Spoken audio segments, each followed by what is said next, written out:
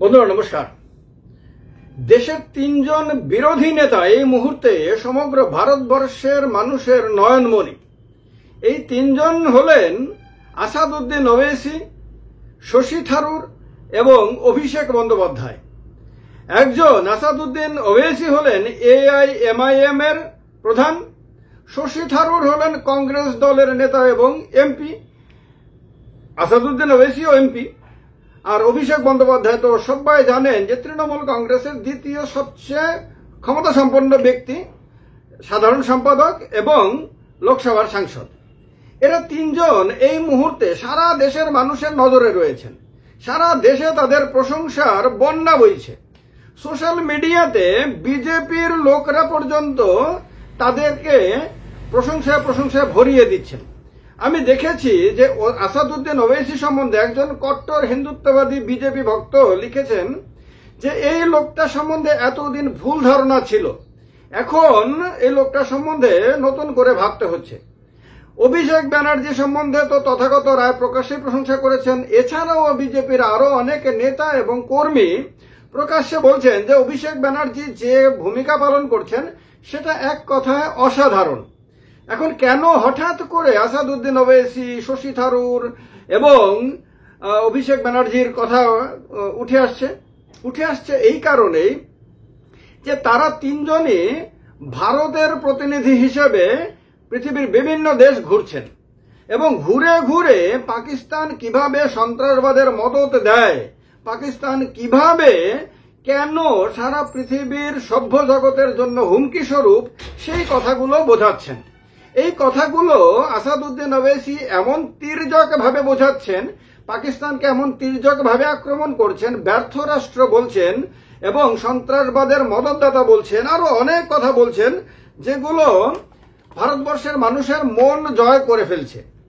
তিনি বলছেন যে পাকিস্তান সমগ্র মানব জাতির জন্য হুমকি স্বরূপ। তিনি বলছেন ভারতীয় মুসলিমরা পাকিস্তানের মানুষের তুলনায় অনেক বেশি দায়িত্ব সচেতন। তিনি ভারতবর্ষে কোনো ধর্মীয় বিভাজন রয়েছে এই কথা মানতেই রাজি না, একেবারেই না। বরং দেশ ঐক্যবদ্ধ, দেশের সমস্ত ধর্মের মানুষেরা এক হয়ে দেশের জন্য কাজ করছেন। এই কথাগুলো তিনি বিদেশের মাটিতে গিয়ে বারবার বিদেশি সরকারকে, সরকারের প্রতিনিধিদেরকে এবং অন্যান্য দেশের জনগণকে তিনি বোঝাচ্ছেন। তিনি তার পাশাপাশি শশী থারুর অন্য আরেকটি টিমের হয়ে গেছেন। তিনি আবার কংগ্রেসের এমপি। কংগ্রেস থেকে যে নামের তালিকা দেওয়া হয়েছিল তার মধ্যে শশী থারুরের নাম ছিল না। ফলে শশী থারুর যখন আপনার টিমে সংযুক্ত হন তখন অনেকে বলতে থাকেন যে শশী থারুর সম্ভবত কংগ্রেস ছেড়ে বিজেপিতে চলে যাবেন। শশী থারুর কিন্তু একেবারও বলেননি যে তিনি বিজেপিতে যোগদান করবেন বা তিনি কংগ্রেস ছাড়বেন। কিন্তু যেহেতু কংগ্রেসের নামের তালিকা শশী থারুরের নাম ছিল না এবং কংগ্রেসের আপত্তি সত্ত্বেও শশী থারুরকে পাঠানো হয়েছিল, সেহেতু অনেকেই রাজনৈতিকভাবে অনেক কথা বলতে শুরু করেন। কিন্তু শশী থারুর যেভাবে আপনার বিদেশের মাটিতে ভারতকে প্রতিনিধিত্ব করছেন, তিনি বলছেন যে ভারত কোনো শয়তানি রাষ্ট্রের কাছে, শয়তানি শক্তির কাছে মাথা নত করবে না। সন্ত্রাসবাদের বিরুদ্ধে ভারত জিরো টলারেন্স নীতি অ্যাপ্লাই করবে। পাকিস্তান সন্ত্রাসবাদের মদতদাতা এবং ভারত দরকার হলে তাকে কঠোর ভাষা জবাব দেবেই। সেনাবাহিনীর যে ভূমিকা সেটাকেও তিনি বারবার সঠিক বলছেন এবং বলেছেন যে এবার যে আঘাতটা করা হয়েছে পাকিস্তানের মাটিতে সেটা দরকার ছিল। তার এই কথাবার্তাগুলো দেশের মানুষ প্রচন্ড ইতিবাচক মনে করছেন এবং পছন্দ করছেন।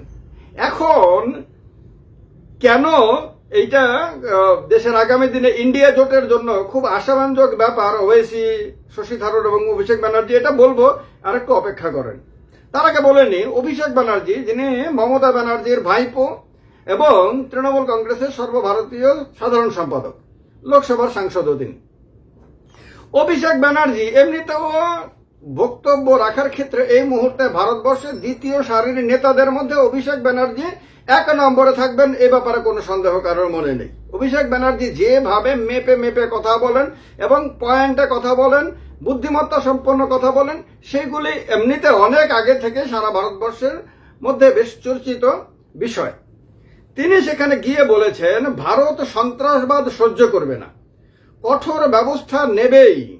পাকিস্তানকে সমর্থন করা মানে জঙ্গিবাদকে বা সন্ত্রাসবাদকে সমর্থন করা। অভিষেক ব্যানার্জি বলছেন, কিন্তু খেয়াল রাখতে হবে, দেশের স্বার্থ এলে সেখানে রাজনীতির কোনো জায়গা নেই, সমগ্র দেশ এক এবং ঐক্যবদ্ধ। এই কথা তৃণমূল কংগ্রেসের নেতা বলছেন গিয়ে। রাসবিহারী বসু এবং সুভাষচন্দ্র বসুর উদ্দেশ্যে যেখানে যেখানে তিনি সুযোগ পেয়েছেন, কোথাও রাসবিহারী বসুর সমাধিতে গিয়ে শ্রদ্ধার্ঘ অর্পণ করেছেন, কখনো সুভাষচন্দ্র বসুর প্রতিকৃতিতে আপনার ফুল দিচ্ছেন, দিয়ে শ্রদ্ধা জানাচ্ছেন, কখনো দেখা যাচ্ছে রামকৃষ্ণ মিশন পরিদর্শন করছেন।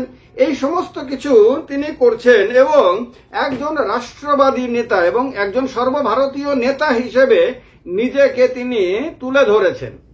এখন কথা হলো, এর ফলে ইন্ডিয়া জোটের সমর্থকদের আহ্লাদিত হওয়ার কারণ কি? আহ্লাদিত হওয়ার কোনো কারণ একেবারেই নাই, কিন্তু তাদের উৎসাহিত হওয়ার কারণ রয়েছে। কারণ হলো, এক হলো অভিষেক ব্যানার্জি তো আর বিজেপিতে যাবেন না, যে বিদেশ থেকে ফিরে তিনি বিজেপিতে যাবেন তা তো না, তিনি তৃণমূল কংগ্রেসে থাকবেন।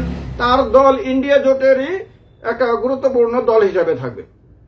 আসাদুদ্দিন ওবেসির পার্টি ইন্ডিয়া অ্যালায়েন্সের অংশীদার না হলেও দেশের বিরোধী শক্তি হিসেবে পরিচিত। তিনি বিরোধী দলনেতাদের মধ্যে একটা শক্তিশালী কণ্ঠস্বর এবং সারা দেশে তার ব্যাপক পরিচিতি রয়েছে। মুসলিম সমাজের মধ্যে তার একটা গ্রহণযোগ্যতা রয়েছে, যদিও তার এমপি সংখ্যা একেবারেই নগণ্য।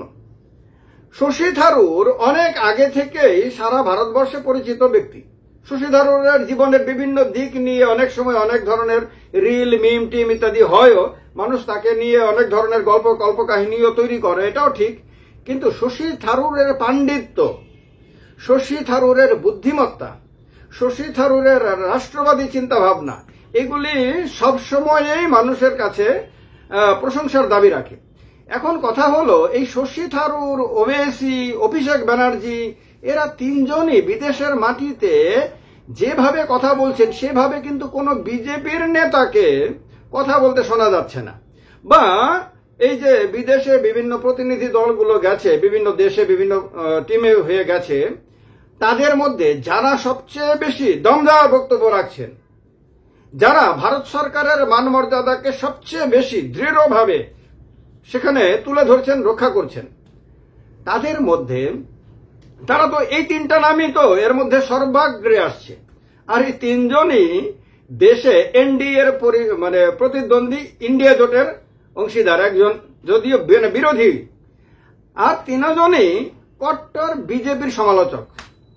এবার ভাবেন, এরা আগামী দিনে সারা ভারতবর্ষে ব্যাপকভাবে এরা গ্রহণযোগ্যতা পাবে, কোনো সন্দেহ নেই। এদের মধ্যে ওবেসি সারা ভারতবর্ষের একজন জাতীয় নেতা হিসেবে পরিচিত, শশী থারুরও জাতীয় নেতা হিসেবে পরিচিত। অভিষেক ব্যানার্জি এই ক্ষেত্রে একটু যেহেতু জুনিয়র, অভিজ্ঞতা কম, কিন্তু এইবারে নিজেকে তিনি এই সুযোগটাকে কাজে লাগিয়ে যেভাবে তুলে ধরেছেন, বাংলাতে তো তিনি যখন ফিরে আসবেন তখন তো নায়কের মর্যাদা পাবেনই, বিশ্বজয়ী নায়কের মর্যাদা তাকে তৃণমূল কংগ্রেস দেবেই, কারণ সামনে বিধানসভা নির্বাচন। এটা বিজেপির জন্য, শুভেন্দু অধিকারীর জন্য, সুকান্ত মজুমদার, এদের জন্য গাত্রদাহের কারণ হবে। বিজেপি যখন বাংলা দখল করতে চাইছে, তখন বাংলাতে আরো লড়াইটা আরো বেশি কঠিন হয়ে গেল, যে এখন তাদেরকে দেশ বিরোধী, অমুক বিরোধী, সন্ত্রাসবাদীদের প্রশংসক, এই সমস্ত কথাগুলো বলার আর কোনো সুযোগ থাকবে না। বরং বিজেপির নেতাদের তুলনায় অনেক বেশি কঠোর এবং কট্টর রাষ্ট্রবাদী ছবি অভিষেক ব্যানার্জি এই যাত্রায় তৈরি করে ফেলেছেন।